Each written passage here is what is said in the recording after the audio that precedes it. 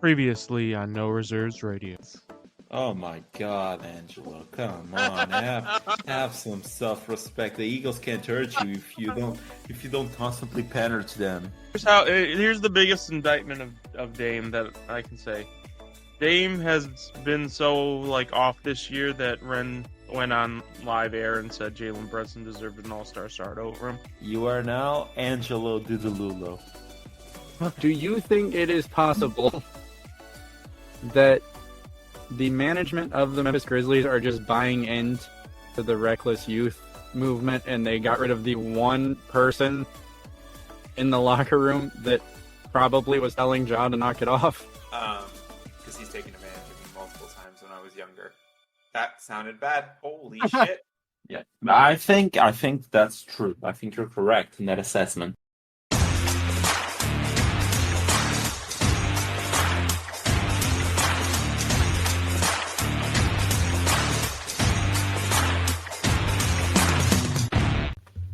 What's going on, guys? Welcome back to No Reserves Radio. I'm your host, Rehn. With me, as always, Angelo.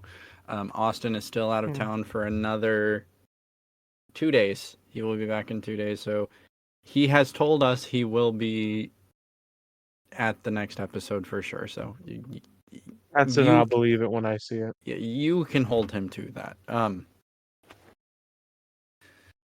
one else kind does. of a decent amount to talk about today. First thing we'll talk about, just because it probably is the most important thing we could talk about today. If you follow the NBA in any stretch of the word, you already will have heard this because it happened 3 days ago as of the time of the recording. Jerry West, the logo, passed away on June 12th. If you don't know, again, if you are new to the NBA, when you see that NBA logo with the player dribbling the basketball, that's actually Jerry West. He was a player for the Lakers forever. I can't even put into words because we're so far separated from the time that he was playing that if you look at his resume, you would be arguing him as a top 3 player of all time, right? Do you disagree? Agree, disagree? At his time, yeah. Well, I mean, because let's just go through the highlights real quick. NBA champion, NBA Finals MVP, 14-time All-Star, NBA All-Star MVP, 10-time All-NBA First Team, 2-time All-NBA Second Team, 4-time All-Defensive First Team, 1 All-Defensive Second Team, scoring champion, assist champion. As an executive, he won 8 more times. He was 2 times executive of the year for the Lakers. I think I don't want to say this without checking. I'm pretty sure he has the most points per game in an NBA Finals. BBG.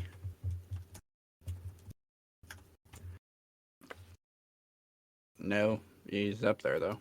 Rick Barry is actually the leader. Jerry West is number 5 behind AI, Giannis, MJ, and then it's Jerry West. A sad day for the NBA as a whole. Humans are weird. We respond to tragedy in certain ways. Dylan made the post that Jerry West would rather die than see the Boston Celtics win another NBA championship. Dark humor. Some people like it, people don't. I thought it was kind of funny because Jerry West hated the Celtics. But yeah, sad times. Also sad times, moving along. During the game last night, Charles Barkley announced he's retiring from television after this season. What? Yeah, you didn't see that? No. Yeah, so basically with the whole NBA broadcasting rights still up in the air, which is kind of crazy to me, they don't really know whether NBA on TNT, like that crew, will stick together. And Charles Barkley is basically saying, regardless of what happens, because he doesn't want to go work for another network, he's hanging them up. I can't imagine this will be the last we see of Charles Barkley. I just think as a mainstay, You think he'll transition to like podcasting or a different media? I don't I don't know, because he seems kind of like a guy that just once he's done, he's just like, I'm just gonna go enjoy That's fair. my That's life. fair. Um, That's I still think just because he's been such a mainstay of personality for the NBA for so long, um, they'll still try to keep him around here and there, like whether that's doing color commentary for a Suns game or popping in on broadcasts on whatever network it's on. It's not Valley Sports anymore. That's all that matters. yeah. Screw It'll those guys. be strange to see an NBA like Tuesday night without the crew. But I feel like the rest of them will probably just transition to whatever the new network is and establish that early brand notoriety, I guess, with the new network. I don't know. It's just gonna We'll be see. weird. It's gonna gonna be be really very weird. Change is weird. But like, here's the thing. Let's say the rest of the crew stays together, right? Technically speaking, because Charles Barkley would not give his rights to 2K, we've been seeing Ernie and the rest of the crew without Chuck for a while now. And 2K, yeah, not in real life. Yeah, so we've been a little bit desensitized to it. We are expecting it. We're used to it. I don't know. We'll see. Speaking of NBA Countdown, so last night they had Paul George on during the game. Or the plan was to have Paul George on. While walking around the arena, Paul George ran into Joel Embiid. They had a conversation, and I don't have... There it is. So Bontemps was waiting outside the bathroom, and Embiid walks by. He told Embiid that PG was there. He's doing countdown. Joel says, well, I'll do countdown. Bontemps texted the producer and said, I'm bringing Embiid to the set. Joel had a nice chat with George, sounding like about free agency. So sounds like PG and Embiid are doing a little bit of a tampering. Is that the word? Yeah. That's the correct word. You got it. Yeah. So going forward with that, because we don't have it, like, we have no context for what that could mean, whether it's teaming up on one of their current teams or moving to another team, or if they're just talking about free agency in a friend context, who knows. Once they were on NBA Countdown, Joel Embiid says he doesn't think the Celtics will be a dynasty. You also got to understand the whole East was hurt this year, myself included. That goes into a different thing I wanted to talk about, actually. But yeah, no, it would. I'm not gonna lie, it must really suck for Embiid because, I mean, you can say he's a stat patter and he, just farms points, but he really does. When you see him play, he's giving his heart and soul out there, especially in the playoffs. And I have to imagine it's frustrating not getting past the second round ever.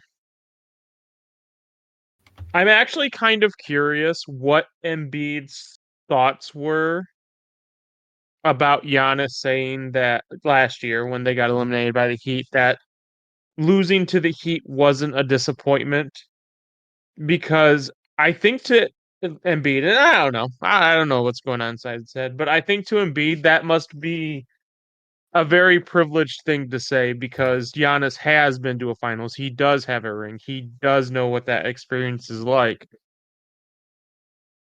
I'm not gonna lie, wouldn't it frustrate you to be as good as Embiid is, and the furthest you've gotten is the second round? Um, it's It tough would be for because me. It would be for me. so it's tough for sure, or it would be tough, but you also have to think of it a different way. So Embiid saying the East was kind of hurt this year, myself included. Joel, we need to have a sit down conversation. You're always injured. This He's 7 foot though. Are you? he's So here's the question though. Are you implying that that's inherently something Embiid's doing or isn't doing that makes him more prone to injury? Because it kind of sounded like that's what you were saying. I don't think he's doing anything that's making him more inherently prone to injury. I mean, if you're being pragmatic, flopping is not exactly a safe way to like protect your body because you're throwing yourself on the ground or whatever for no reason. Is that necessarily causing injuries? No, I just think Joel Embiid has had a lot of really bad luck and Yeah. but at the same time, like at this point it's been consistent. Didn't he miss his first 2 seasons? I'm pretty sure with a meniscus tear or something similar to that. Yes, he did. Yeah. Oh, and let's real quick just before we get into the rest of the episode. Injury history. Joel Embiid. That's going to be a long list. It's gonna be very long. I mean, it's not as bad as Kristaps Porzingis for sure.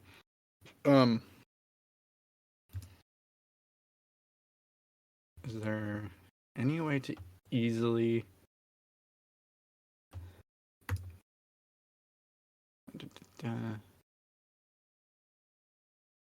Oh, so random. May 24th, 2024. So this was last month. Report Joel Embiid's injury history has agents warning players about joining the 76ers. Wow. Variety of injuries. Is that the one I'm looking for? Orbital fracture, torn thumb ligament, knee soreness, ankle issues, torn meniscus. Mostly it's freak injuries, but like after a certain point, you just kind of have to accept like this is an unlucky player, and I don't necessarily even believe in luck. There's something going on here that would scare me because he's now like it doesn't feel like Joel has been in the league that long because he's missed so much time. But Joel's 30. He's going to be 31 next season. He's had injury histories throughout his career. If I'm a free agent, is that something I'm considering? Because a lot of money is going to be tied up to Joel Embiid. So you're not going to have a lot of help if he goes down. Yeah. I don't know.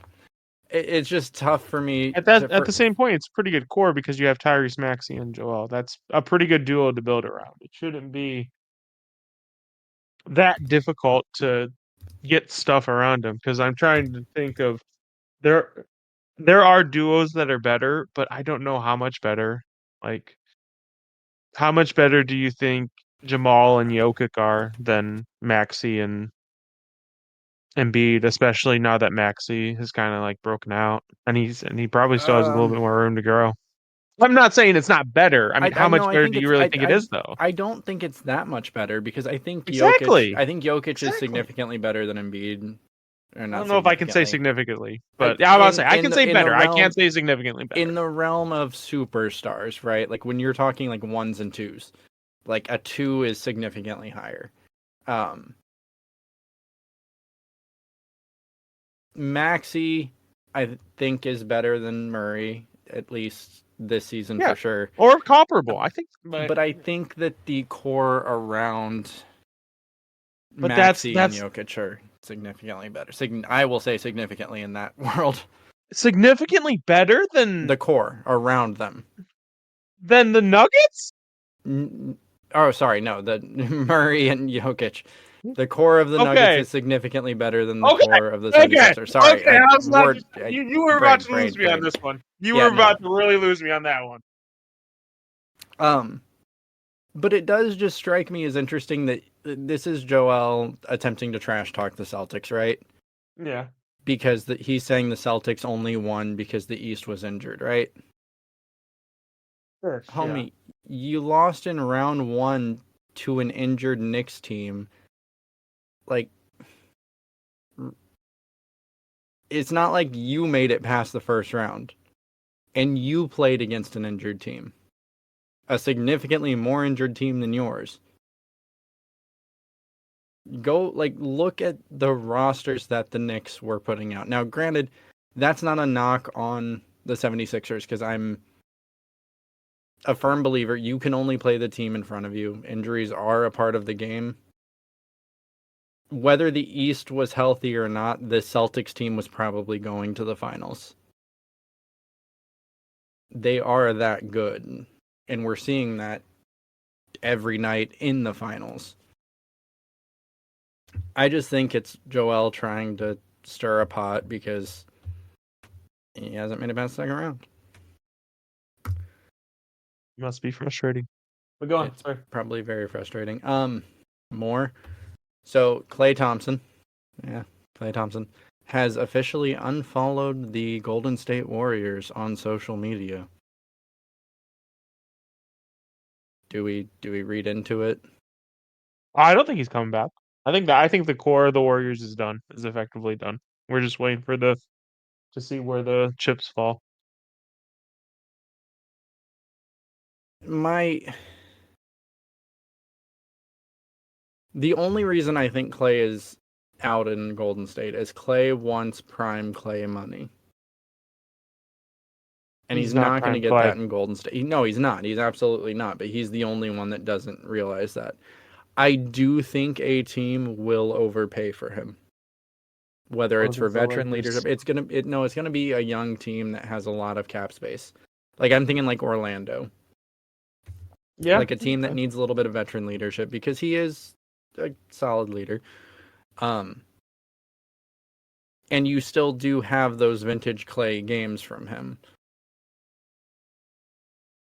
It's going to be really, really weird to see Klay Thompson in a different jersey, though. Oh, for sure. Next. So, Rick Carlisle, Pacers head coach.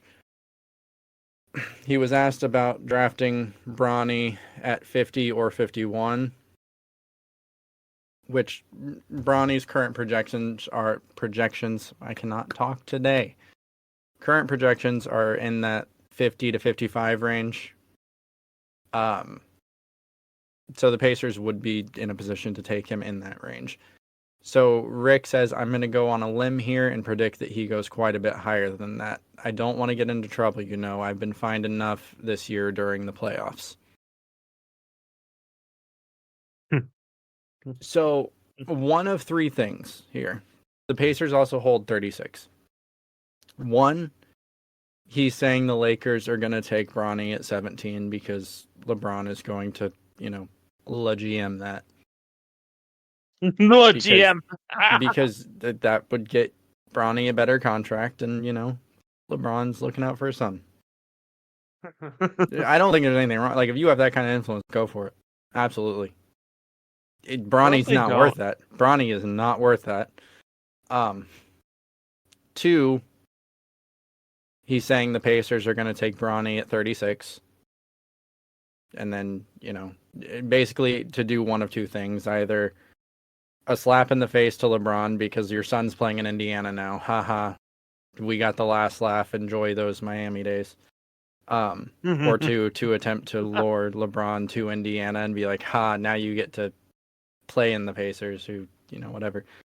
Or three, which is the most likely, a team is going to reach on Bronny because his combine was pretty nice. Mhm. And you do get that He's LeBron's chance son. of, You didn't think he'd have a good combine? Come on now, son. but I mean, like, the shooting looked real nice. That's Like, fine. it wasn't just the physicals. The physicals you expect, but he looked overall pretty nice. I still think he's worth a second round pick, but when you have the potential to draft LeBron James' son, potentially lure LeBron to your team for, a last dance type scenario, I would spend a high second round on that. Like, even just for the jersey sales that it's going to bring, right? Because Oh, for sure. just because it's LeBron James' son, he's going to probably sell a lot of jerseys early. Now, if he doesn't perform in the NBA, it's going to flop. But then also, if you do attract LeBron to your franchise, then you're going to sell the most jerseys in the league, so you're going to make a ton of money that year. Which of those three scenarios do you think is the most likely? I think the Lakers is the funniest for me, but I think it's the least likely. I don't think the Lakers would take Bronny at 17. I hope the Lakers would not take Bronny at 17. Would that be the most Lakers thing, though, to take Bronny at 17, though? I think it would be the most LeBron thing. No, no, no. No, no, fuck you, Ren. That is totally on brand for the Lakers. Stop this. Like, why are we pretending like the Lakers are a well-run organization, dude? Like, Oh, they're absolutely not. They're like basically like, bankrupt, aren't they? yes. Like, Uh, I don't know. I think people's people's perception of the Lakers is different than reality. Perception. That's the word I was looking for.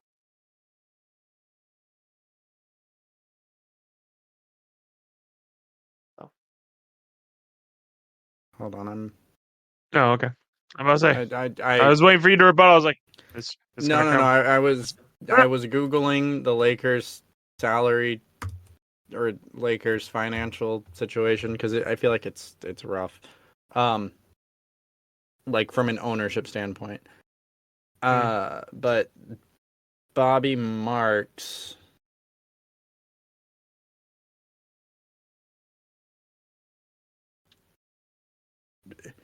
Basically, it's an article that was posted like 12 hours ago.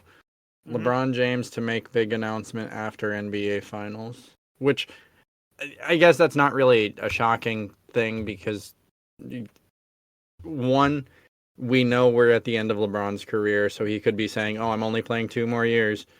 Two, Yeah, that's probably the expected. he's opting out of that contract one way or the other because he can sign an extension for more or he can leave in free agency. Like there's nothing like I guess the only thing that would really be shocking is if he was like, "This is my last year," You think so? because yeah, that would be shocking to me. Hmm. I can't find anything. I swear. I swear the Lakers are like losing money right now. Um, Speaking of the Lakers, real quick, Dan Hurley, he rejected their offer. We didn't. I realize we haven't recorded an episode since that happened. Hmm. Which is funny, by the way. But go on. It's pretty funny. But they were offering him 13 million, and he turned it down. So Yes. I wonder if UConn gave him more money. I don't really follow college I don't think basketball. so. Like I said it on the last thing. Some people just like to coach in college better, and maybe that's him. Maybe it's not. Maybe he realizes what I was saying on the last episode, which was why on God's green earth would you want to go to the fucking Lakers and A, have to deal with LeBron and the expectation of winning now this season. LeBron AD and the expectation of winning now this season. B, drafting Bronny and having the pressure of drafting the greatest NBA player of all time, son. And see, like I Here's the thing. I don't think the Lakers gave him the control he would have wanted or desired. That's just reality. I think the control in LA right now is with LeBron until he leaves, if he leaves. And I think the sales pitch with the Lakers is probably similar to something like it'll be yours after LeBron is out. The problem is I'm not sure if the Lakers draft Bronny, whether that's 17 or wherever, if your job is really that secure while LeBron is there. If you're not winning, especially not in LA. Yeah.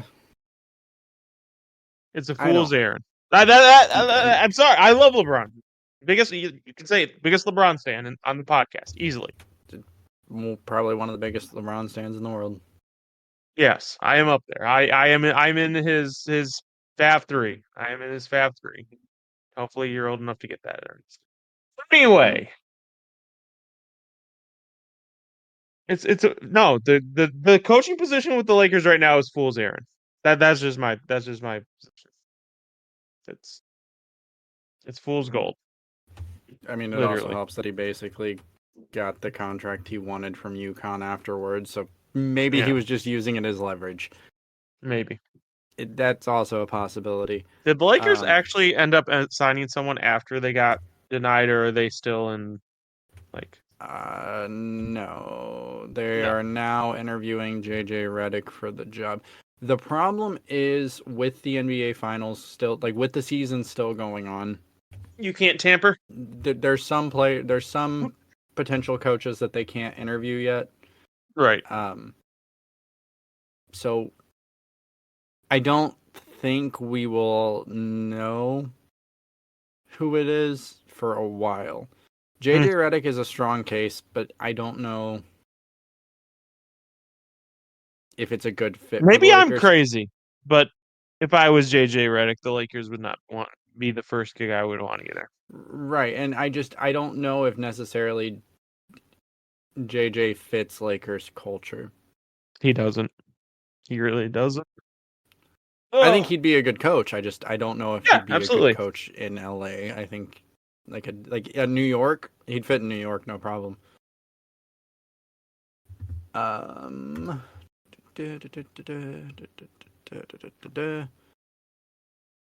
Well, I guess we can talk about the finals. Yeah. We've delayed the inevitable. I, Is it time for my victory lap? Should I get my running shoes on, Ron? So it's not time for your victory lap, and It's the gonna be series is after tomorrow. Okay, so Mavericks won Game 4, 122-84. Very decidedly. Very decidedly. From Prior Jump Street. prior to last night, the Mhm. series was 3-0. Yep. Right. No As I team predicted. has no team has ever come back from 3-0. Ever. Yep. In any sport, I think. False. It's happened in baseball. I know It that. has happened in baseball. Okay. I don't know baseball. So, in the NBA it's never happened. So, it has to happen eventually. Right. There has to be a first. Sure. This series isn't over yet, Angelo. You can't The have series a victory. is over, You Ron. cannot have The series is a victory. over. I might as well do the lap now, Ron. You don't want to have the false hope and then me do the victory lap later for them to lose this next game. I'm telling you right now, you don't want that to happen. You don't. I heard the beer crack. You're gonna need way more than you have right now. Yeah, I If decided you're to go ahead and open it before you start. you're gonna need way more than you have now if you wait and hold off and say, "Well, Mavericks." No, Okay. Well, I go ahead. can we at least talk about it before your victory lap? Sure, Because it was a fine. hell of a game. For the Mavericks, yeah. It was a hell of a game in a lot of ways. So you got to remember that Luka and Kyrie went 1 for 14 from 3. Yeah, no, the They Mavericks didn't didn't even necessarily have a good game. They did. They Well, had a they nice did. average. No, they had a very good game. Just Not from on. 3. No. No, Angelo. See, what you're doing is you're doing the 2K thing. The Mavericks played hella good defense. Even They did. Luka was involved. Kyrie Absolutely. locked up Jason Tatum on a possession. Homie, they were like 5 for 15 from 3. I'm telling you, if I'm the Celtics, even with the ass whooping that just happened, I'm not worried. So there's a few things that do give me pause if I'm the Celtics. One, Kristaps was available to play in Game 4. He ended up not suiting up. I don't know how available he actually is because everything I've read on the injury, again, I'm not a doctor. I just read opinions from actual doctors. Mm. Was he should not play The rest of the series? the rest of the series. So I don't know if it's like one of those things where it's day-to-day game time decision and then like Kawhi, I think it was last year or the year before where it was game time decision, and then as soon as the series ended, it was, oh, he's done for the year, season-ending surgery. Right. Without Absolutely. ever playing another minute after it. So I don't know if it's to keep the Mavericks on their toes. Mhm. Now, again, NBA players, like athletes in general, are the exception to the rules, right? Like an injury that would put you or me down for weeks, like they're wrapping and they're playing on. So it's hard to say. I will say that every week, and not every week, every season, Kristaps Porzingis introduces us all to a new injury that we've never heard of, to a body part we've never heard of. So thank you for that, Kristaps. You are educating the masses. You are educating the masses on the human anatomy. So one thing that does give me pause is a lot of people tuned the game out once garbage time started, and garbage time started pretty early. Third. It started midway through the third, dude. Like, But Tim Hardaway Jr. tied Steph Curry and Ray Allen for a record for most three-pointers made in a single quarter. Tim's kind of been a non-factor for a little bit here. He's always been a walking bucket, not necessarily a high-volume scorer, but he's someone that you can rely on to go out and, get you 10, 15, whatever. He's kind of been quiet for a while, so having him basically get the green light to find his shot during the NBA Finals, that's something, if I'm the Celtics, is going to be in the back of my head. Because you have two players in Kyrie Irving and Luka Doncic who are elite at creating shots for other players, and if he's hitting like that consistently for the rest of the series, you suddenly lost your biggest advantage, which was the fact that you can outshoot this team. Because if you get another guy going, so. you don't think what? I think that's hopium on an extremely high degree. No, I'm not saying he's going to go out and get like 10 threes a night. I'm just saying it gives them another weapon. It spaces the floor a little bit more if he starts actually hitting at a decent clip. Oh yeah, sure. We're gonna do Derek Lively's gonna start hitting from 3 too. I mean, he hit a 3 last game. Okay, so I to mean, be fair, maybe he's a threat now. If we want to keep the hopium going, So just tell me when you're done. interesting you mentioned Derek Lively, because that three, that whole sequence of events, That started the downfall. Well, but that whole, you were probably asleep by the time that happened. So he hits the three, runs to the other end, blocks a shot, runs to the other end, catches an alley-oop. It was immaculate play from Derek Lively, and that was Derek Lively's first three, I believe. It was. I think he attempted 2 during the regular season. I was reading his stats earlier. But if you go back to college, Lively was shooting the 3 pretty decently. The college 3 is an NBA mid-range, though. Right. Keep that in mind. But you look at how confidently Lively pulled that shot, and it was the same confidence he had shooting in college. Not necessarily for this series, because I don't think suddenly Derek Lively's going to start like chucking during this series, but it is, from the Mavericks' point of view, something that you're hoping he's adding to his game. going forward. One would hope. Could it have an impact in the series? Probably not, but No, it won't. maybe. No, it won't. It won't, dude. How much improvement you expecting him to make on his 3-pointer in a week? Here's But what's that's the gonna thing. happen. But But here's what's gonna happen. They're gonna try it again in this next game. By the way, spoiler alert for the next game. They're gonna try it again in the next game. It's gonna miss, and then he's gonna go away from it. And then that's that. And then we So- move on to the next season. here's the thing. He's always had that in his arsenal, though. He's just never used it. So it's not, is he suddenly going to get good at it? He only attempted 2 during the regular season.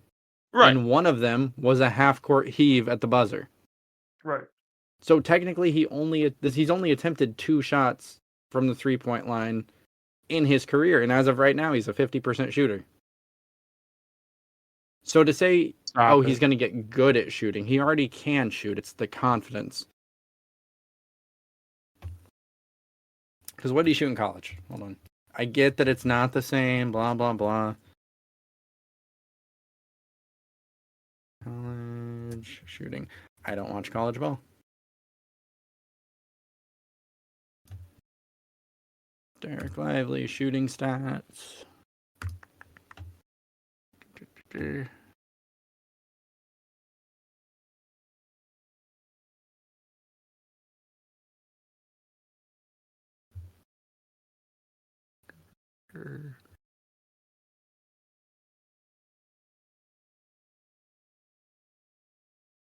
This is all complicated to find.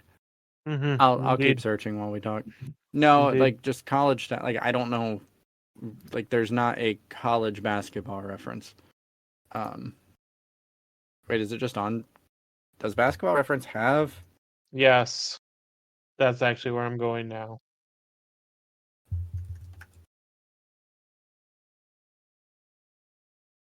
Oh, look. It's right here. He shot 15.4% from 3 in college in his year in Duke. Yeah. That's enough to stretch the floor. Oh It's my not... God, don't you dare. No, that's enough of a threat you can't leave him wide open. 15.3 from an NBA mid-range is enough to give you pause. Yes. You would be Oh my stupid. God. Drew Holiday, -38, was the worst plus minus in NBA Finals history. Yes, he did not have a very good game. Luka Doncic, highest plus minus, +26. He's been good the whole series. I can't say anything about that game. Yeah, it's Luka. Yeah. Luka's gonna Luka. The only thing is, I wish Luka would spend less time complaining. Like, Oh, about the no calls or sometimes the just calls in general, themselves. just in general, because he fouled out and he was complaining the whole time. And like, you don't do yourself any favors if you're complaining to the refs. They're gonna not give you favorable calls. Like, let's just be, they're humans. If you're annoying them, they're gonna look the other way. Yeah, for sure. Do you think it's almost to the point that it needs to become a rule that players cannot talk to refs during gameplay, and if they do, it's an immediate technical? Because like at this point, like it is a punishment, because if you're complaining to the ref, you're not playing defense, and your team's playing 4-on-5. But from an NBA fan standpoint, not from like the X's and O's standpoint, would you rather watch basketball like played instead of complaining? So, yes and no. So, basketball is a very individual sport. Okay, let's be real about this. For sure. We care about the players. So I do think there is some value in the sense that the players showing emotion and it getting caught on camera does add to the viewing experience. We're not talking about the game. We're just talking about from a viewer's perspective. I do think that does add something to the viewer's experience. Being able to see your best players, complain about a call and saying this is bullshit, showing passion and emotion in critical moments. I guess so. my train of thought is like, has there ever been a situation in any sporting event ever at all, any, where the ref doesn't make a call and then a player complains and the ref goes, "Oh shit, you're right, my bad. Blow the Never whistle. happens. Everyone You come don't. back here and we're going to start from that moment cuz I Never missed it." happens. So That's like not. That's not what you're. That's not what I was saying about that though. I wasn't saying it's going to change the call. I'm saying it's part of the entertainment process. I don't think it is because it's just kind of annoying. I don't care if it's my team doing it or the other team. Like, shut up and play. Like, what benefit are you giving the fan? Like, what fan is like, oh yeah, Draymond screaming at the ref again? And also, how funny would it be to see Chris Paul just fuming as Scott Foster is talking to him and Chris Paul can't say a word?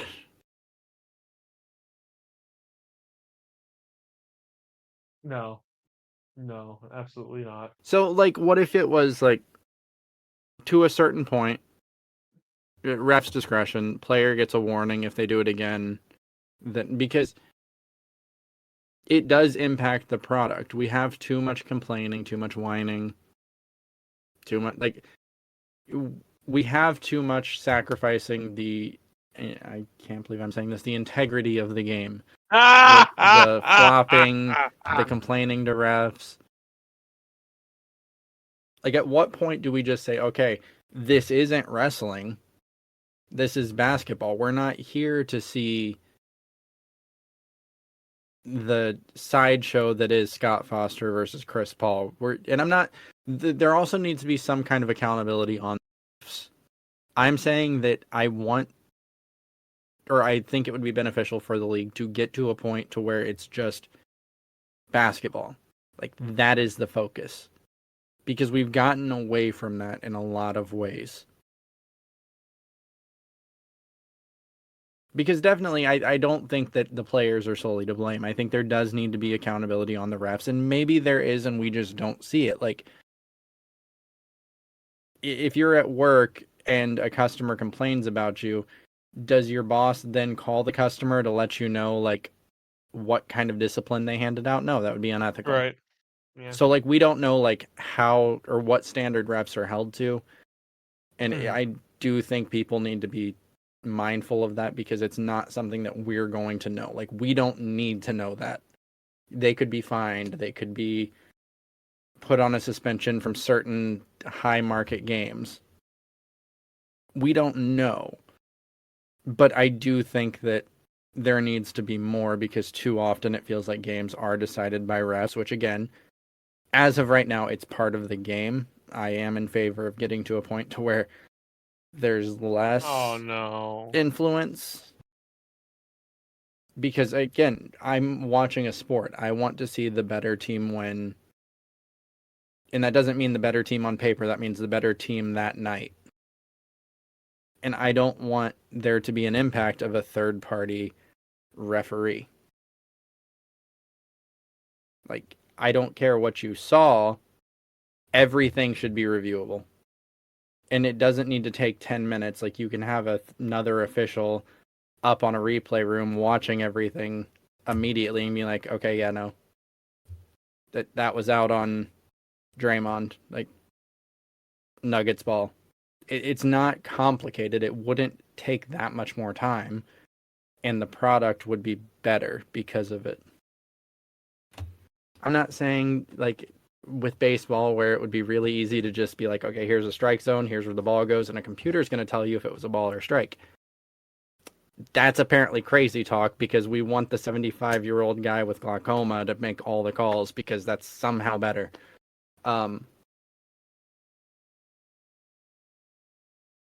But I do think adding another official that's watching a monitor and we're actively getting the right call more often, we would see more of the better team that night winning because there's a lot of times where a team plays better and then you look at the free throw differential, or you look at the turnover differential, and if you actually break it down, you'll see a lot of like bad calls. Why would we not want to fix that?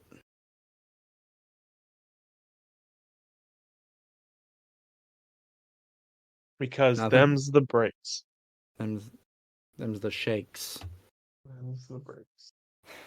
It- Human it's- error is part of sports, and if you take the but human yes, error part of the sport, you also, Absolutely. whether or not you want to admit this, you also take part of the entertainment out of the sport. But the human You don't error. want to watch automatrons out there, dude. But the human error should be on the part of the players. I totally agree. Human error, like, so. Have you ever heard of the Hand of God? No. So, Maradona is considered one of the greatest soccer players of all time. And was it during the World Cup or during the Olympics? I don't remember right off. Hold on. Hand of God. So, the Hand of God was the 1986 FIFA World Cup. The referees did not have a clear view of the play and allowed the goal to stand. Human error, right? Yep. So Maradona flicks the ball with his hand. Now, I don't know how much you know about soccer. You're not allowed to use touch your the hand. ball with your hand. Yeah. Knocks it down to himself when a defender was trying to... Or no, the goalie was trying to save it. Scored a goal. Human error. Broke the rules. Human error. Like, there's an extent to where human error is a bullshit excuse. If But here's the thing, it's like cops and driving. If the cop doesn't see you're speeding, he can't pull you over. It's kind of the same thing. If the ref doesn't see that, Right. But what I'm saying is that there is a rule book. Okay? So, what's the rule on traveling? can't do it. No, but what is the rule? How is the rule written? If you take more than 2 steps, it's travel. Right. So, if the ref doesn't see you, That's not called. does the rule change? No, the rule doesn't change. That's what I'm saying. I'm saying that if LeBron James takes 6 steps but the ref doesn't see it, the other team should be able to be like, "Hey, no. Oh yeah, the guy that's upstairs that had a view of it says it was a travel. Dead ball." Uh, Like I don't it's like not, that. it's not why. Why do we not want, like, the rules are made for a reason, to give us a competitive game. Human error should be in missing a shot, throwing the ball out of bounds, dribbling it off your foot like we saw from Tyrese Halliburton, and Oof. like, that's human error. Human error isn't guy behind play didn't see it, thought the other team hit it, so he's going to give you the ball back. Why? Like, what benefit is that in terms of a competitive gameplay experience? It's Now, not about the game, it's about the entertainment. It's about feeling things. And if you want to say, okay, we'll feel enough things just through the natural process of, the games being played and winning and losing, I guess, but at the same time, there is a certain feeling that comes when your team doesn't get a certain call. yeah, And it's no anger offense, but or annoyance. well, that too. But at least you're feeling something. that's the thing. If okay, so let's say someone was like, okay, the barbershop talk. This was a travel. That was a travel. They call travels. If your rebuttal is, well, the computer system deemed that this is the exact rule, and this exact rule deemed that this was not a travel, and then that, like, come on, dude, really? Sometimes you just want to bullshit around, dude, and min-maxing and making everything the perfect and ideal, and this is the most accurate call of all time in every game. Like, no. Sometimes I want to see someone fuck up and it not be the players.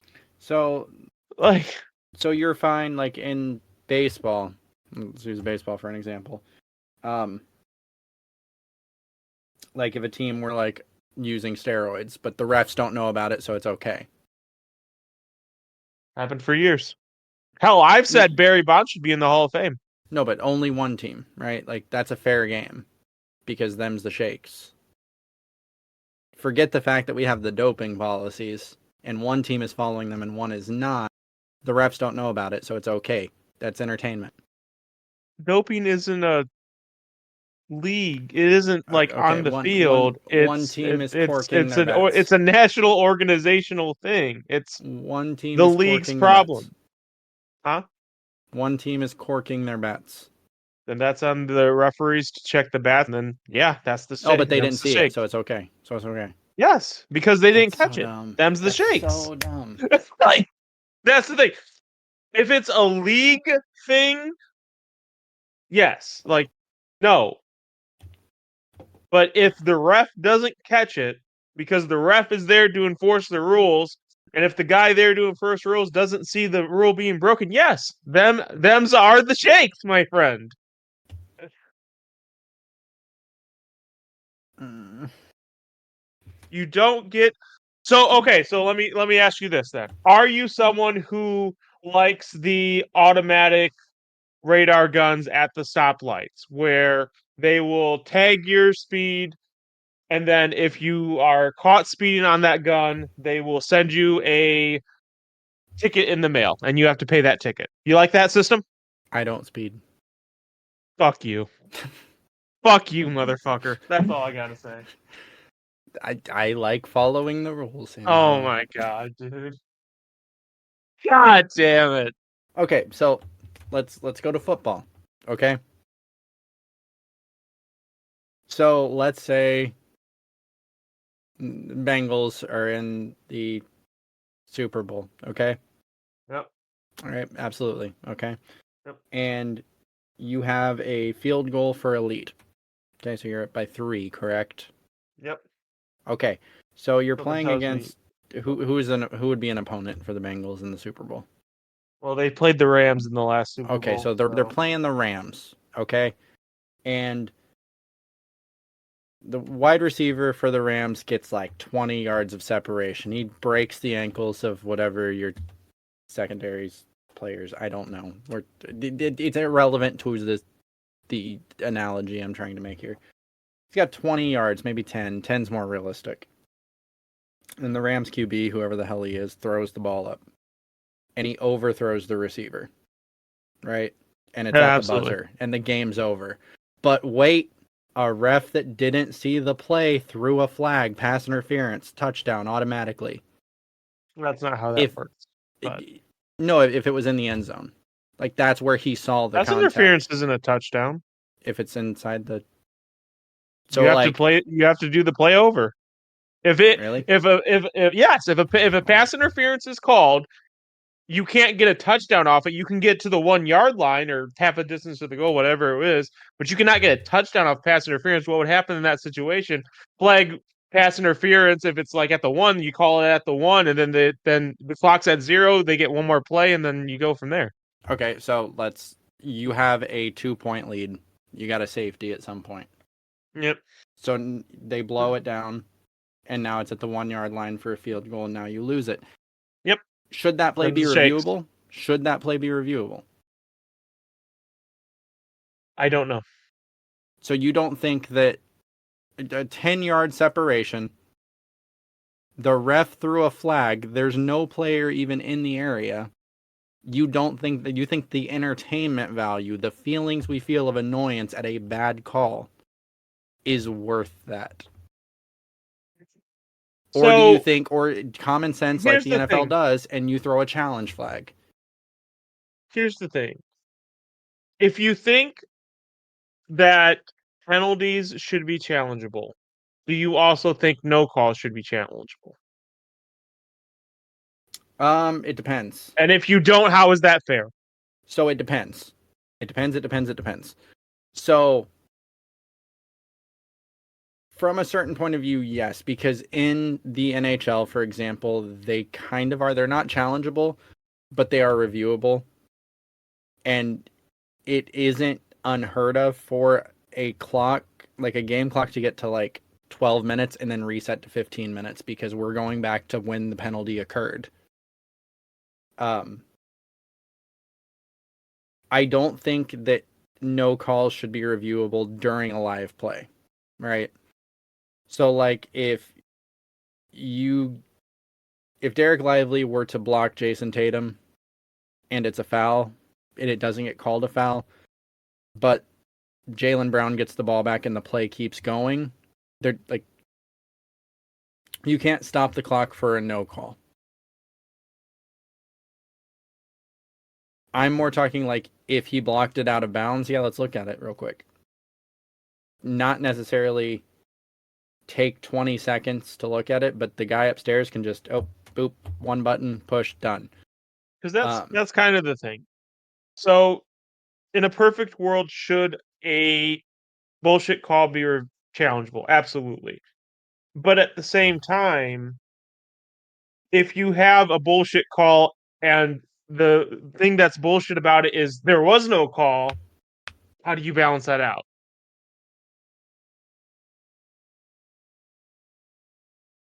That's my perspective.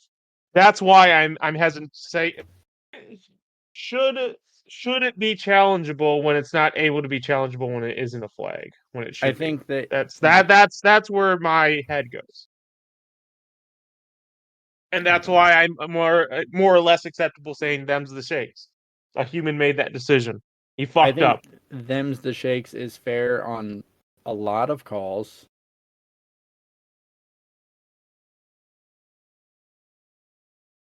But it shouldn't just be the normal.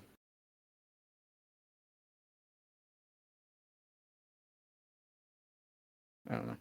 So you are against the idea of not letting the players, because in, again, the NHL, only the captain and the alternates can talk to the refs at any time. You would be opposed to something like that in the NBA where you like a captain who's allowed to talk, and like it would be someone like a Tim Duncan that's not gonna whine and complain. Like you pick a mature player on your team. Yeah. To where they're the ones that are the middleman between the team and the refs. Yeah, I would be against that. I think I would, Really? yeah. Yep. I just think it detracts from the game because I'm not a wrestling fan. I'm not here to watch the sideshow. I'm here to watch ball go in hoop. That is what I'm here for. Yeah, here to watch ball go. Like that's what I enjoy. 3-point shot go Burr. 3-point shot go Burr. And it provides me no value when a player is not playing. Again, I get that it's detrimental to their team because they're playing a man down, but I also like watching good defense in basketball. So I don't know. That was a very long fucking derailment. Interesting conversation, quite honestly. I mean, it is an interesting conversation, and I'd be interested to hear if other people agree with either of us. I think the way we did it, one of us is like you're either on your perspective or you're on my perspective. I'm not sure how much wiggle room there is to add nuance. You really can't. Like life is not black and white, but I feel like this is something that you kind of have to be on. Yeah, it's either, yeah, exactly. I guess you could be kind of in the middle and be like, well, I do think change of possession calls should be reviewable, but I don't think, every call should be reviewable. So I guess that could be like middle of the fence. That's fair. Or like you think that all calls in the last 2 minutes of the game should be reviewable, which I think that's a good rule. yeah, I I don't know. We'll see. I think the league will start shifting in some ways, and we'll see. Okay, so are you ready for my hot take that you might not feel like it or not? So here's my take on the playoffs this year. Yeah. So first things first, my assessment of the East was basically a battle of attrition, and absolutely. the team that came out at the end is the team that had the least amount of injuries, generally speaking. So the East kind of left you wondering, like, what would have happened if all the teams would have been relatively healthy. Could what would the series have been for the Cavs if Mobley or not Mobley? Well, actually, I think Mobley did end up going out Mobley at did some end up point. hurt. Yeah. Yeah, what would have been like for the Cavs and Celtics series if they didn't lose Mitchell, Allen, and Mobley during that series? Or And not to derail, but that's an interesting thought because what's the future of the So- Cavs after that if they beat playoff the performance? Celtics, Yeah. yeah, that's another that the East injuries kind of changed the way the East is looked at, I think, in a way. Whereas sure. in the West, my assessment of the West was the West had a lot of teams who, and I think they're good teams, who were perceived as very good teams, but one team disappointed very, very poorly. We didn't see a lot of results based on injury per se. At least I don't think there was. I No. think that what we saw was the Timberwolves, like I'll use the Timberwolves for example. They looked like fucking world beaters after they beat the Nuggets, and then they disappeared versus Dallas. Their role players did. Couldn't tell you where they went. You said they had the deepest team, the sixth man of the year, disappeared. Absolutely fucking disappeared. They disappeared entirely. Yeah. So hold on. Go ahead. So let's let me just. So after the first series, they looked like world beaters, and then they disappeared.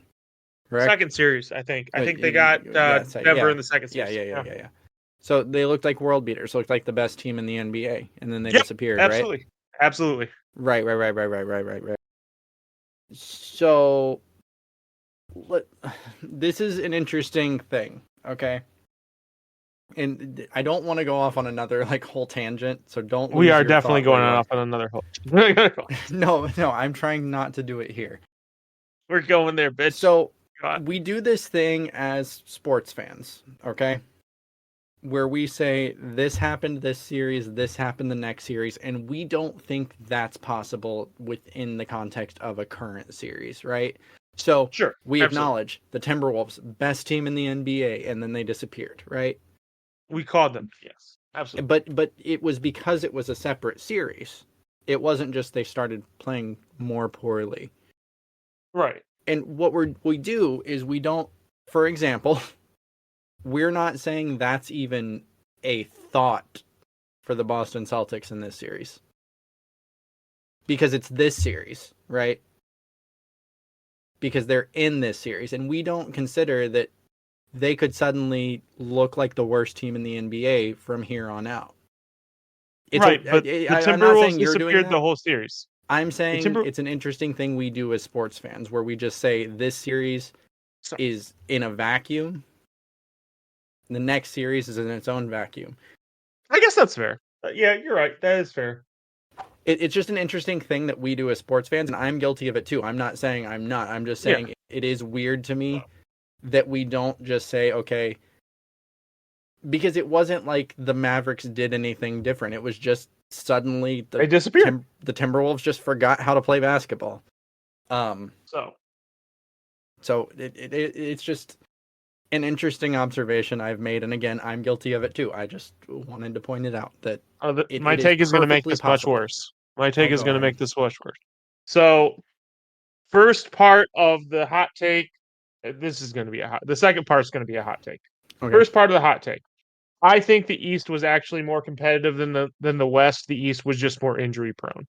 Oh, I think that's a fair assessment. I think the East. So the West has a reputation of being more balanced and competitive, and I think Yes. that's fair. But I think the East in general has better talent, top to bottom. Yes. I think the West just has more of that top end talent because throughout history we've had like the Warriors or the Nuggets or this year the Timberwolves where like their ceiling is off the charts but their floor's a little bit lower. Whereas in the East the ceilings might be a little bit lower than in the West but the floor is a lot higher. Like you get a lot more depth in the East, and a lot more like overall scoring, which generally matters in the playoffs. Here's my hot take. Okay. A lot things would have to break right for them on matchups. Like I don't think they could have beaten Denver. But based on how I saw the West shake out, I think your Indiana Pacers could have made the NBA Finals on the West side. It's tough, but at least as of now, like the Pacers gave the Celtics The a best legitimate, matchup. yeah, absolutely. I don't think the Pacers would have beat the Nuggets or the Timberwolves, barring If a the Timberwolves collapse. disappeared, yeah. Yeah. I mean, If they disappear, but if the Celtics disappear, the Pacers make the finals. Like yeah. that's a game of what ifs. But I guess that's fair. on paper, I don't see the Pacers overcoming the Nuggets or the Timberwolves. Not saying they couldn't, but it is interesting that how badly the Celtics have beat Everyone. everyone. And then the Pacers were one or two possessions away every single game. And then they lost Tyrese. And yeah, but I mean, the series was Effectively. that was not a winnable series. Like it could have been if again calls went different ways. Full circle. But Full circle. I don't think that's necessarily a hot take because I feel like It is. if you browse Reddit, like a lot of people are saying that like the East was a lot tighter, because all I of just those think the series. East players got hurt. Yeah. That's just what happened. But I don't think that's necessarily because the Nuggets disappeared, the Timberwolves disappeared. I don't think because again we look at things in a vacuum. Those are still two of the top 3 teams in the league. They performed awful at the end, but They did. I don't think it's Here's crazy. kind of the thing. We look at teams the way they finish. And the way the Timberwolves finish, and more actually, I'm more concerning to me is the way the Nuggets finished. Quite honestly, it leaves a taste in your mouth as a fan or someone who views the NBA to watch a team go down like that.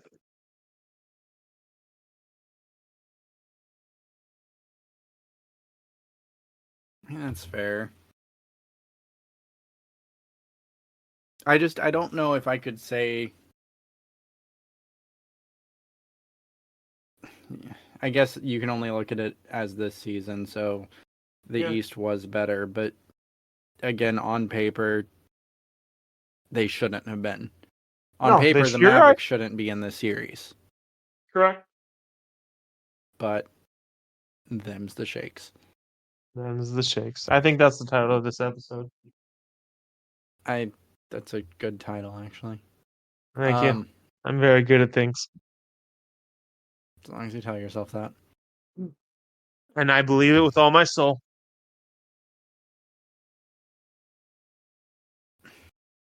So do you want to take your victory lap? Well, it would appear as if you're not ready for the victory lap, so no. No, go No, ahead. Go ahead. no.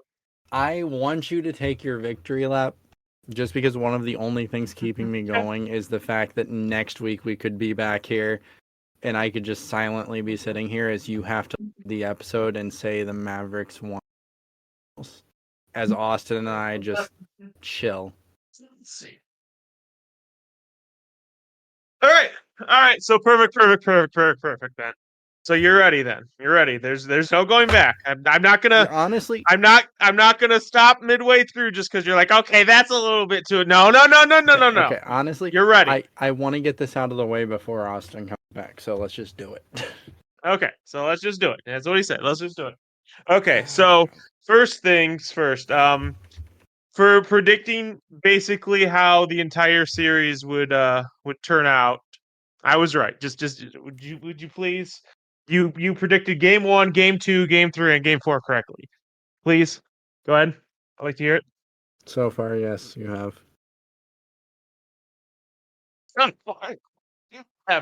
Okay, so what does this mean for Luka Doncic? Well, if Luka Doncic is the player that we think of he is, that means we need to come up with some new embarrassing titles and statements for him. So I have some names that I would like to throw out to you that if ESPN or FS1 would like to steal to use in their headlines, feel free. In fact, hold on. Are these available as gamer tags? One second. Hold on. I need to provide a little bit of feedback. Okay, go on. Yeah. Would you sit still? You are like oscillating in volume because Yeah. you're moving away from your mic, and it's Yeah. driving me insane Good. with headphones. Good. If someone is listening to this Good. without headphones, Good. I apologize. Sit still. Never. Okay, so name one. All right, is this a good angle? Is this a good angle? Sorry. That's fine. Just Okay. stay on one. Okay. So my first name is Donnie Disappointing. Donnie Disappointment? Donnie Disappointing. I don't know. Which one do you think?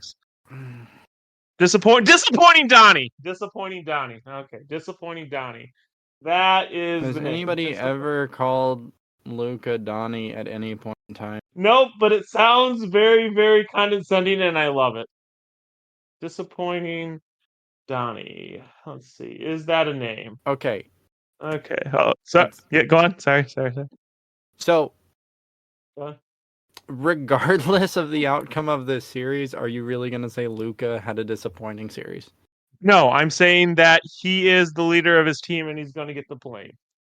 So, you know how we like to call him Luca Legend? Luca losing. I have never Luka heard losing. anyone call Austin calls him it all the time. So, Luca losing. Is that an available name? Is that an available name? That is an available name. Let's go. What do you mean an available? Huh? What do you mean an available name? On Xbox. Oh my god. So, Luca losing or disappointing Donnie? Which one do you like better? Disappointing So far. Donnie.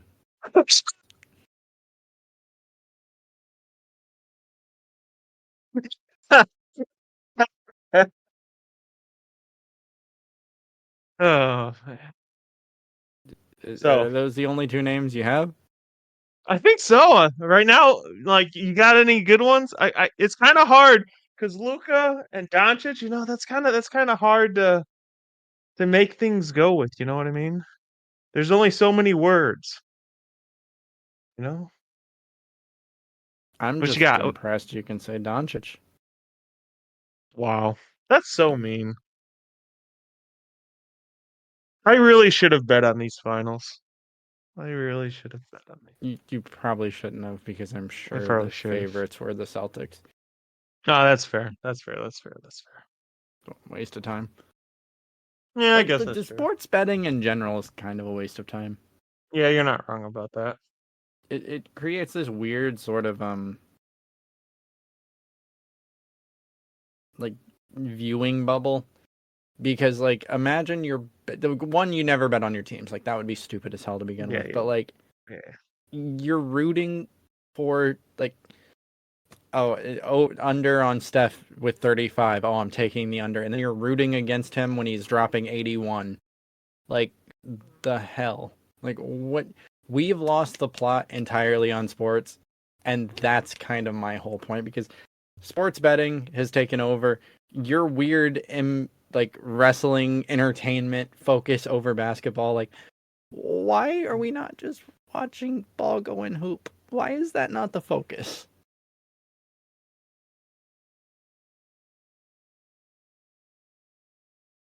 Like, there's a whole song about loving basketball, and it's about dribbling up and down the court. It's not about like suplexing the ref into the scorer's bench. It's not about how your parlay hit. It's about putting the ball in the hoop. Where did we lose the plot, Angelo? Oh, we lost the plot a long time ago, Frank. I think, quite honestly, if you want to get, since I'm done with my little victory lap, That was your victory lap? yeah, I'm gonna keep it short. I gotta save was- some things for That Austin. was like 2 minutes.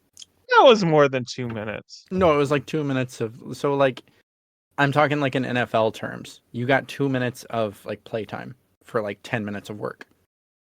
Way to go. I don't know about that.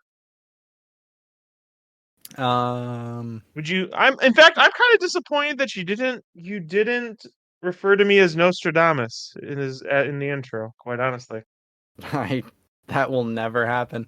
that will never happen, huh? I would have to lose a bet, and as we just established, I don't bet. So, like, dude, man. yeah, we could come up with something. We'll come up with something. It won't be a bet. Okay. It will be like you have to earn that. Well, me and you have both decided we need to change our Xbox gamer tags because I'm not changing my Xbox gamer tag to disappointing Donnie. I am Why not not? doing it. Why not? You can't. I already tried. Oh, good. I wasn't going to. But I am changing it to something just for Austin. And Okay. bye. Oh my god, you're actually doing it. And okay. Anyway, sorry, go on. What were you saying? I don't know what I was saying. I am so confused by this episode. We're supposed to be talking about the NBA Finals, and instead we're coming NBA Finals up with are over, bro. Celtics in 5. Come on, get with the program, Ren. We'll find out tomorrow. Celtics in 5. I don't think... So 2 things. I don't think, from the NBA standpoint, it's beneficial for the series to be over in 5.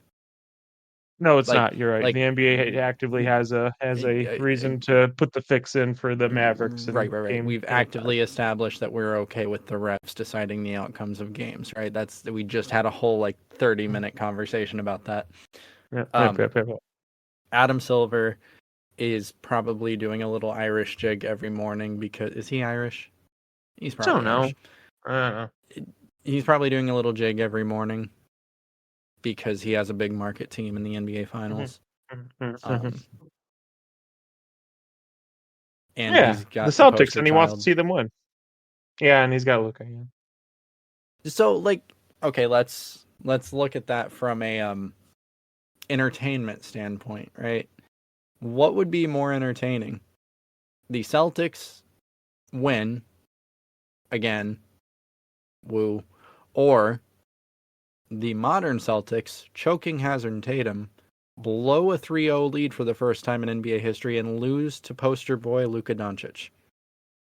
Honestly, I think the Celtics win in 5.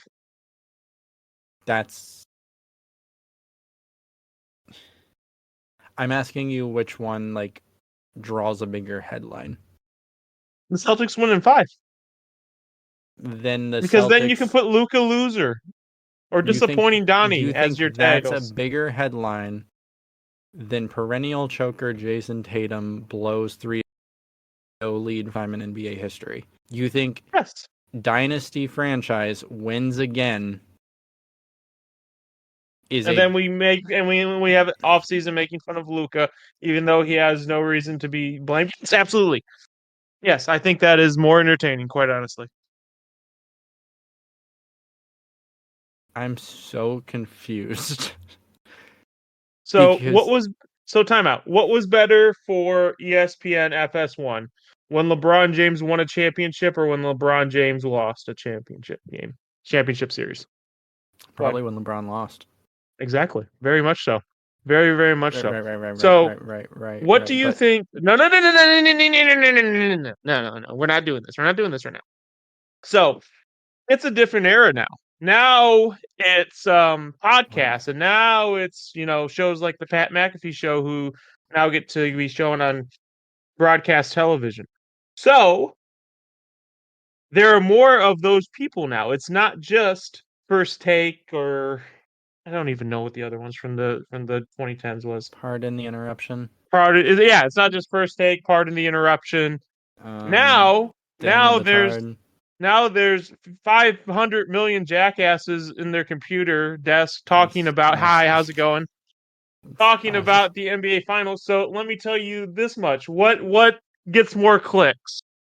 Disappointing Donnie disappoints in NBA Finals again, or Celtics Again, blow through the. Go ahead. again. Again. Angelo, how many times do you think Luka's been in the NBA Finals? I don't know. You seem to count his foreign stats, so I'm sure he got there. Yeah, you didn't expect that comeback, did you, bitch? I mean, I did. Like, it's you.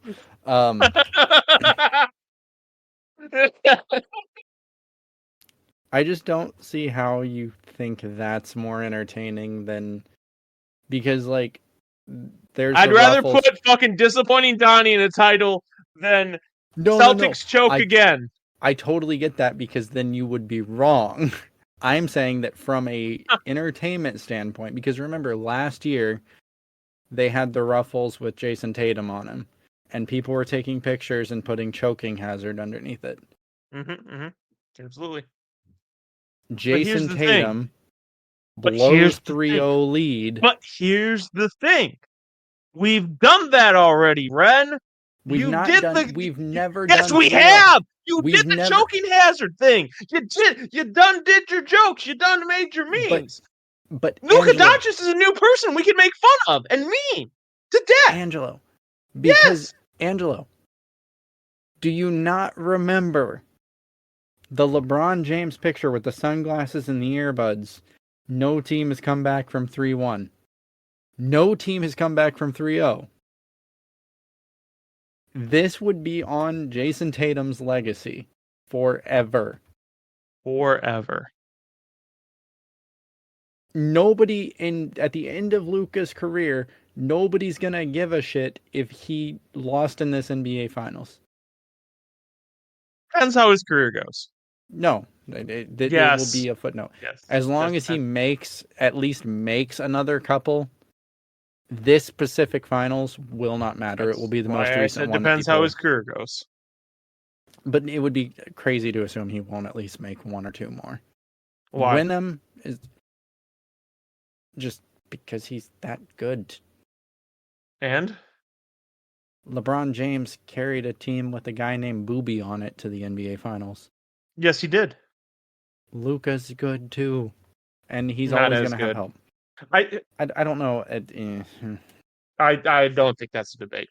But quite honestly, even if you don't want to get into the schematics of LeBron James versus Luka Doncic, I do think that the NBA now is different, and I'm not quite sure if we are going to see one guy will a team kicking and screaming against their will into the NBA Finals again for a long, long time. Quite honestly, I think the whole dynamic of the NBA would have to change again. And it probably will, because we went Yeah, it away could. from Everything super runs in teams cycles. to dynamic duos. Yeah. But I'm just saying, like, from an entertainment standpoint, like, Jason Tatum... Give me disappointing, Donnie. Jason Tatum blowing a 3-0 lead. That's something that Can I make people that a hashtag for a keyword, disappointing Donnie? would be something that's being memed forever. Yeah, it would. And that's what I'm saying. Like, oh, Luka lost 5 or 4-1. Where's the meme? Like, I get you're trying to make disappointing Donnie happen, sure, whatever, but you just lost the finals. It wasn't embarrassing. It was just a finals loss. Losing a 3-0 lead, that's embarrassing. So from an entertainment standpoint, that's the outcome you want.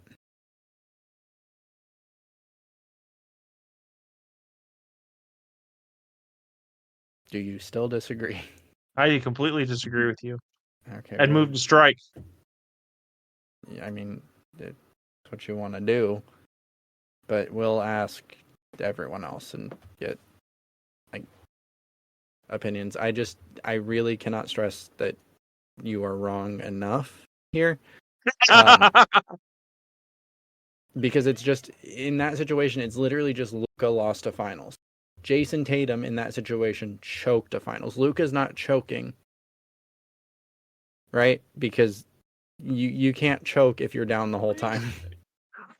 I can't choke if you're down the whole time. Is that wrong? I like that. I like that. I like that a lot. Is it wrong? It's not wrong. Right. So, like, but if Jason Tatum loses after being up 3-0, what would we call that? Tatum tanking? Tanking Tatum. Tanking Tatum. I'm not participating in this. No. No. No, this is your shit show. You clean it up. Oh, God. What else? Do you have anything else on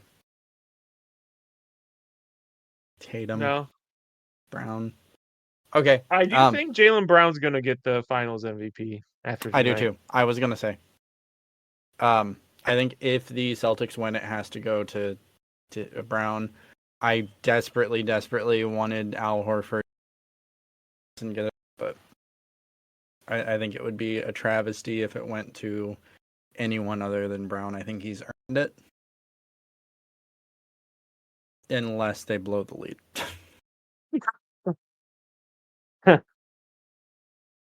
Then it's going to Maxi Kleber. I'm Maxi Kleber.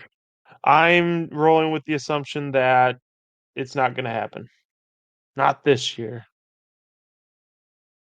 Not this year. It has to happen eventually. It does have to happen eventually. So why can it not be? Oh, wait, the Celtics whoa, time out. Has it never happened in the playoffs, or has it never happened in the NBA Finals? I know it's never happened in the finals. Hold on.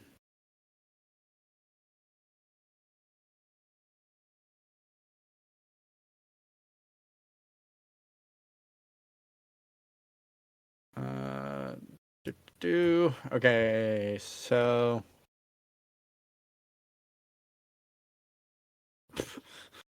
there's an article posted today.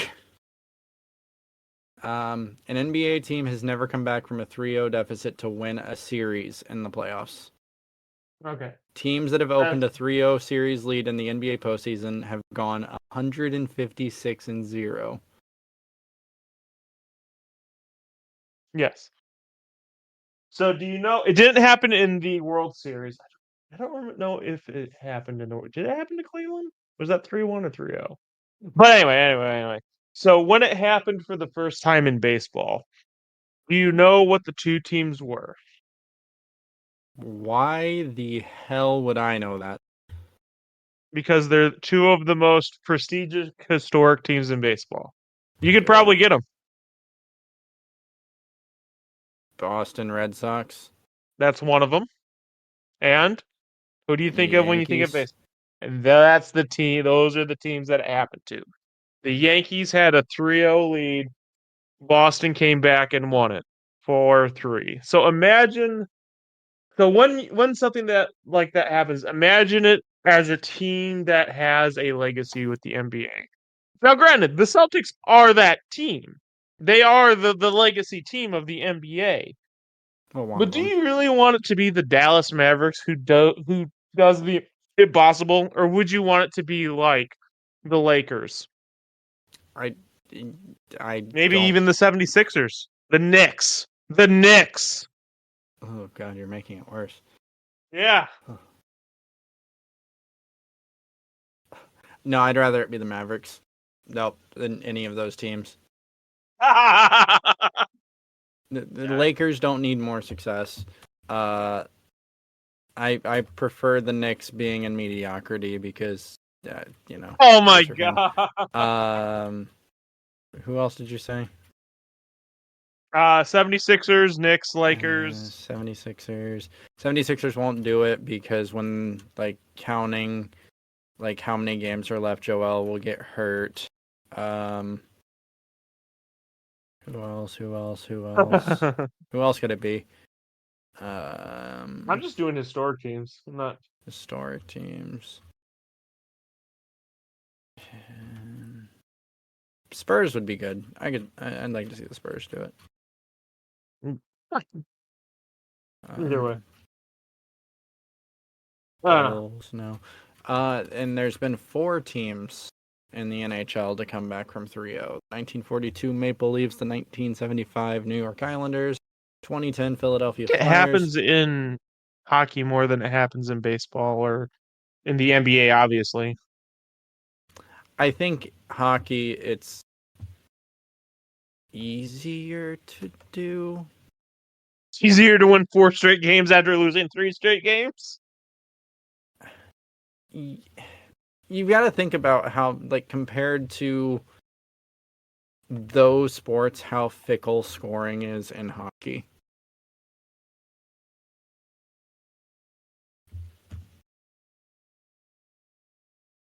And also just how long, MLB, it is kind of surprising just given how long the MLB's been going.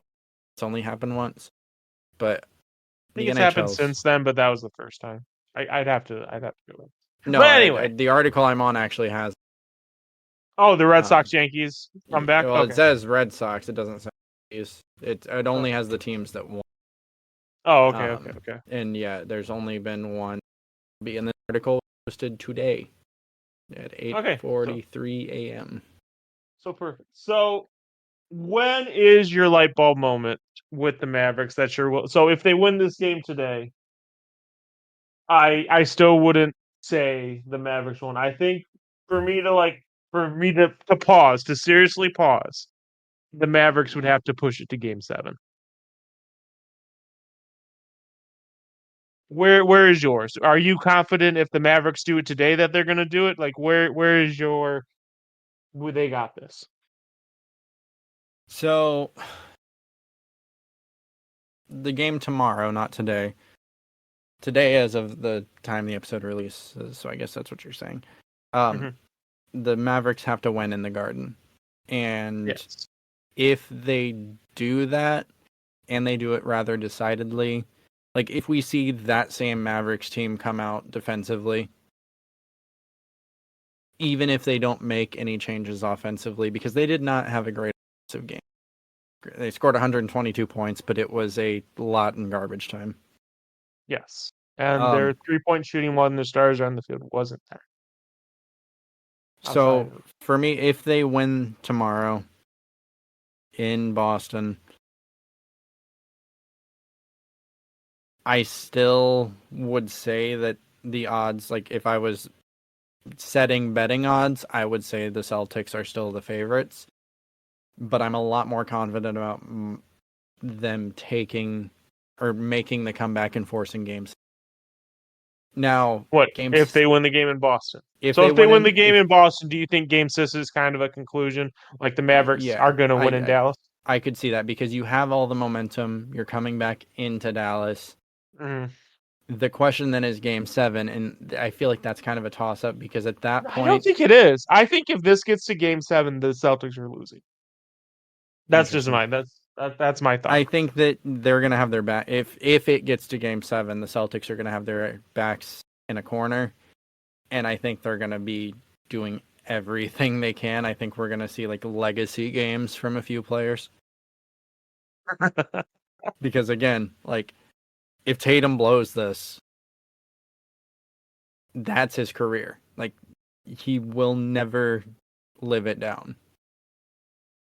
Jaylen Brown, he'll kind of slide under the radar because regardless of if you think Jason Tatum or Jaylen Brown are the best players on the Celtics, Jason Tatum is the face of the Celtics. Yes. And like all the things that like Tatum has So done you over the acknowledged it. You just acknowledged it. You acknowledged. Even granted, Tatum didn't play good. Brown is the MVP of the series so far, but you acknowledged if you're the face of the team, you take the backlash no matter what. Yes and no. Thank you. Thank you. Because the backlash is deserved. I didn't say that Brown wouldn't face backlash. I'm just saying it's not going to be comparable to Jason Tatum. But you also have to remember that Jaylen Brown has not done the shit that Jason Tatum has done. He has not shared a screenshot of his text to Kobe's phone after Kobe passed. Like, oh, playing for you tonight. Like, Jason Tatum has done a lot. Jaylen Tatum. The ultimate Boston Celtic. Jason Tatum has not done a lot to help his case in terms of not getting memed to death by the fans. Like, Jaylen Brown has done some dumb shit. Like, the misspelled "was it really Naismith" on his shoes last year. Yeah. That was dumb, but, like, it wasn't something that people have memed. Because, like, people have made that screenshot of Jason Tatum's phone where he texted Kobe's phone with Kobe replying and saying, "Lose my number." Like, oh no! Or who is this? Like, Jason Tatum has set himself up to be a memed player.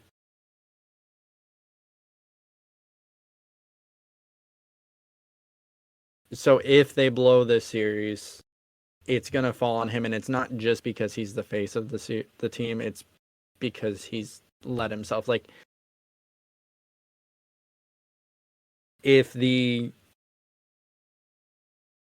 New York Knicks were in a similar situation, like, people aren't going to be like mocking Jalen Brunson because Jalen Brunson seems like a quiet, humble dude.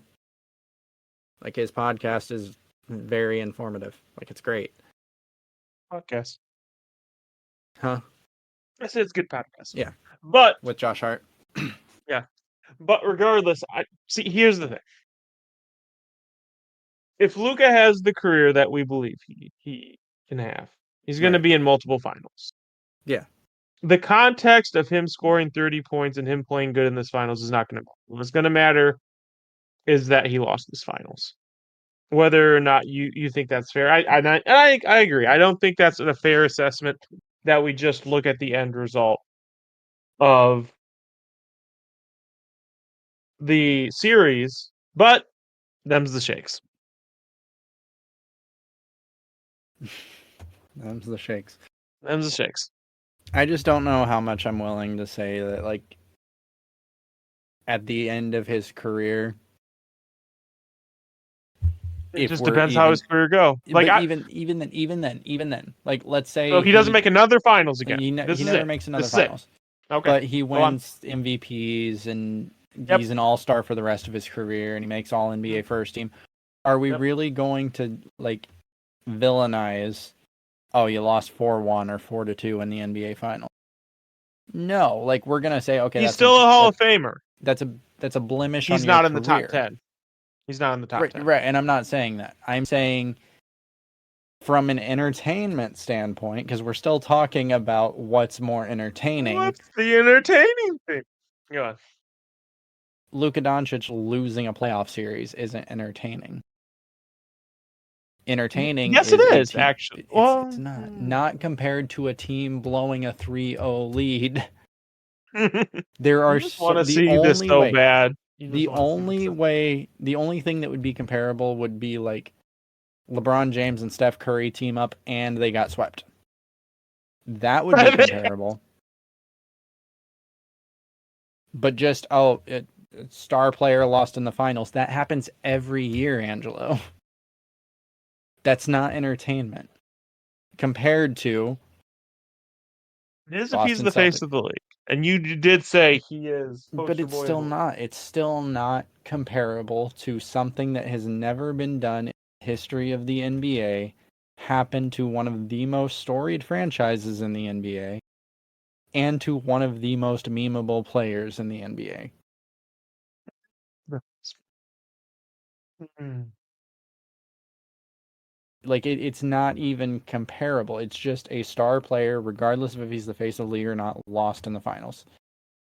That's just a story that we have at the end of every season. So, I don't know. You got anything else? I do not. Okay, go ahead and do the outro. I don't feel like. You don't feel like doing it? I don't feel Ren like has had too much alcohol. No. So- I've talked way too much. I'm losing my voice a little bit.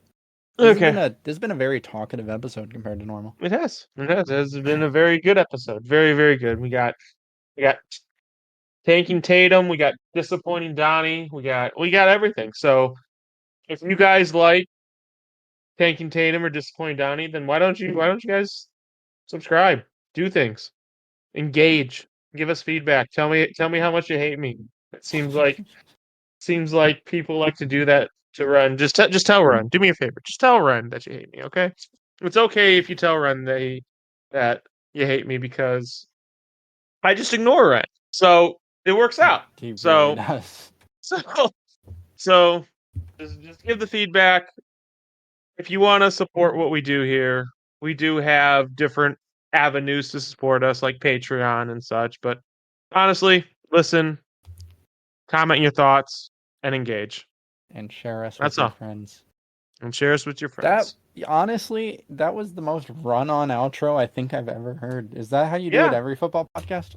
No, I have Alex do it every football Oh, podcast. So so I made a mistake. I thought you did it. So I thought you no, were comfortable doing it. My bad. Will kind not of. make I mean, that that mistake wasn't a again. bad intro. That was a bad outro. Stop it. It was a terrible intro. Fuck you. Them's the shakes. Outro, Bye. outro was a little. It was a run-on. I mean, I'm guilty of run-ons a lot. Like I'm doing it kind of now, but like typically not. Let's run on. Get the fuck out of here, Ryan. All right, see you guys later.